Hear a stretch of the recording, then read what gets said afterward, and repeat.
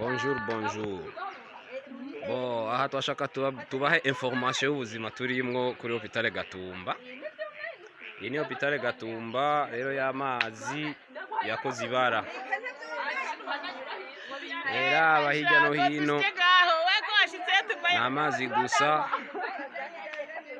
n'amazi sinzi ukuntu tuza gukora. Ni kuri farumasi, nta naho umuntu ashobora guhagarara mu gutora umuti.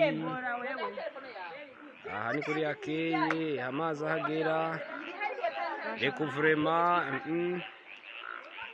ni ikibazo. Camwibaza rero bya mafose yacu nayo yuzuye amazi biko birareremba hejuru. Ni ikibazo, amatoilette yuzuye, ibintu byose biko biflota hejuru. Ubutoilette burya bw'abantu bakoresha bababanye bwuzuye amazi bwose. Umva ni ikibazo. Simona rero les bonnes qualités tuko turakoramo hano kuri hôpital Gatumba. Nibara